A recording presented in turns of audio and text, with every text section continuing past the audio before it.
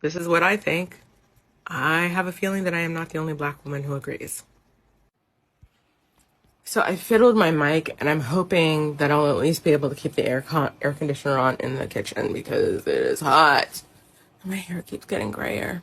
All right. Anyway, so the next space, we've talked about confidence. We've talked about accountability. And now I want to talk about the Meghan Markle phenomenon. And also something that probably most of you who are not romance novel readers are unaware of, which is the great RWA debacle of 2020. All right, let's just start out with this. White women, historically, thematically, fictionally, have been the owners of romance. Whether we're talking about a rom-com or a romance novels, by the way, the most profitable genre by far are romance novels. And the most likely heroine by far is a white one in those extremely popular books. Okay? And then you get to romantic movies. And in those movies, those women are white. When we start thinking about beauty standards, which is one of the currencies with which we imagine that we buy love, beauty. You look at beauty magazines, overwhelmingly white. So while white women do not have much institutional power, men gave them complete control over the thing they care the least about, and that is romance and love. In, I believe it was December of, was it 2019? Romance Writers of America had a problem. Their ethics chair was asked an opinion about a book that had been written like ages ago and re-released in 2013. And it featured a half Chinese heroine.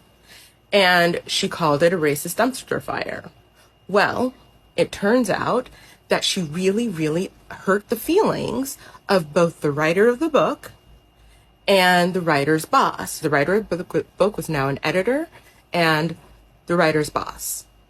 And they wrote letters and found a way to get her removed from the ethics department. She was then told that she was banned for life from holding any position of authority in the RWA. Now, the RWA has had problems with race almost its entire existence. Up until like the late 2010s, there had never been a winner of its most prestigious prize but by a Black author. And we're talking about a group of people who nominated a book about a Jewish woman and a Nazi commandant of a concentration camp. We're talking about if I started to get into the book, the problematicness of their book, just the book selection for the Rita Award alone, we could be here all day. And there were also the reasons why the ethics committee existed in the first place was because people's complaints of racism in chapter organizations and at national conferences had simply fallen on deaf ears. So, things like Black women sit down at a table, white women get up and walk away, or the kind of microaggressions that Black women authors had to put up in chapter meetings during the 2016 elections when people wanted to be all Trump, Trump, Trump, but were extremely uncomfortable because as someone, I'm gonna do something so that you know who she is, where white people are not used to hearing what other groups think of them.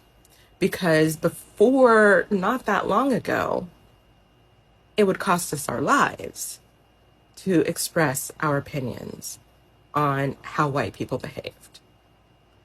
And now we can talk all we want to, and it can cost us a lot. It can cost us, the freedom to post certain things. It could cost us our social media accounts. It can cost us lots of things, but it's less likely to cost us our life now than it was back in the past. So in all of romance, the goal is your romantic heroine is going to be white. Along comes Meghan Markle, and she does the unthinkable. She marries an actual prince, and her black mama shows up to the ceremony, and people lost their collective minds. The truth was that when it came to the world of romance and love and sexual desire, white women's stock had been falling for years. And in a way, that's not even the right way to put it. It's that the stock of other women have been coming up. It was now okay, it was now acceptable to admit that you found Latino women attractive. It was now okay to admit that you found black women attractive. Now, that is the great offense. Like there's something about, for not every white woman, but for many white women, that they have to look into themselves about how they feel when someone prefers a black woman's appearance or person to them. It gets really complicated. Now, if we take the RWA as an example, that institution was started by a black woman. Not only was the fact that she founded the organization, completely erased from the history of the organization, but soon so were black writers and black leadership. And suddenly, for years and years and years, RWA was almost entirely white. The person who founded the RWA, her name was Vivian Stevens, and she started at Dell. She was an associate editor when she was given responsibility for their romance imprint. Now, I'm going to get into the story of Vivian Stevens in a moment, and I'm going to tie it back to this, and hopefully you'll see what I mean. Again, this is for educational purposes, and these are my thoughts, collected from various sources over time.